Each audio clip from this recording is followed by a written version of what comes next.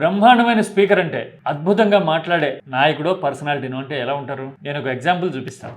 Michelle's husband, Barack. చూశారు కదా, America మాజీ అధ్యక్షుడు Obama I'm Barack husband of Michelle అని చెప్తున్నారు. చూసారా? ఎందుకు అలా అన్నారు? అందరికీ తెలుసు ఆయన 8 ఏళ్ళు అమెరికాని పరిపాలించాడు, ప్రపంచాన్ని ఏలాడు కదా. అయినా సరే ఎందుకలా అంటే టు అట్రాక్ట్ ఆడియన్స్. ఎప్పుడైనా సరే ఆడిటోరియంలో అందరూ అటెన్షన్ అటువైపు తిరగాలి అంటే, ప్రత్యేకంగా వినాలి అంటే కొత్త విషయం ఏదో చెప్తున్నాడే అనే క్యూరియాసిటీని తట్టులేపాలి. అందుకని ఒబామా ఎక్కడ స్పీచ్ ఇచ్చినా గానీ ఇలా ఒక కొత్త ఎలిమెంట్ తో ఆ స్పీచ్ ఎత్తుకుంటారు. ఆ తర్వాత ఇంకొకటి చూపిస్తా చూడండి. Pope, Her Majesty the Queen, and Nelson Mandela, or the beginning of a very funny joke. చూశారు కదా, నెల్సన్ మండేలా ఉన్నారు, బ్రిటన్ క్వీన్ ఉన్నారు, పోప్ ఉన్నారు.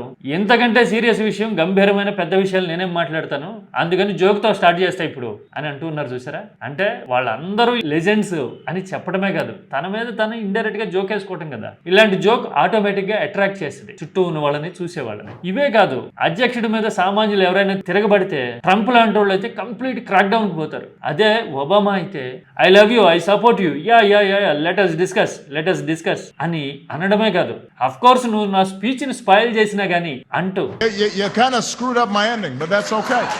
ఇదిగో ఇలా చాలా కన్విన్సింగ్ గా, అంతకు మించి స్వీట్ గా రియాక్ట్ అవ్వడం కనపడుతుంది. అంటే సమయస్ఫూర్తి అంటే ఇదే. ఇలాంటివి ఒబామాని చూసి నేర్చుకోవాల్సిన విషయాలు. రాజకీయాల్లో ఉన్నవాళ్ళే కాదు, రియల్ లైఫ్ లో కూడా ఎలా అటెన్షన్ తమ వైపు తిప్పుకోవాలి, ఎలాగా ఆకర్షణీయంగా మాట్లాడాలి, ఎలా సందర్భోచితంగా రియాక్ట్ అవ్వాలి అని చెప్పడానికి ఇంతకు మించిన ఎగ్జాంపుల్స్ ఏముంటాయి అన్నట్టు. మీకు తెలుసా, ఒబామా ఇప్పుడు కూడా ప్రపంచంలో కాస్ట్లీయెస్ట్ స్పీకర్. ఆయన ఒక మీటింగ్ ని అడ్రస్ చేశారు అంటే అది బిజినెస్ అయినా, పొలిటికల్ అయినా, థాట్ ప్రాసెస్ కి సంబంధించింది అయినా $4 lakh ఛార్జ్ చేస్తారట. ఎంత? 4 కోట్ల సుమారుగా. అంత కాస్ట్లీ ఆయన మాట. ఎలా వచ్చింది అంత వెయిటేజ్ అండ్ వాల్యూ? ఈ నేచర్ వల్ల. తెలుసా? మీకు నచ్చిన స్పీకర్ ఎవరు? అటెంటివ్ గా బ్రహ్మాండంగా మాట్లాడతారు అని మీకు ఎవరిని చూస్తే అనిపిస్తుంది? కామెంట్ చేయండి.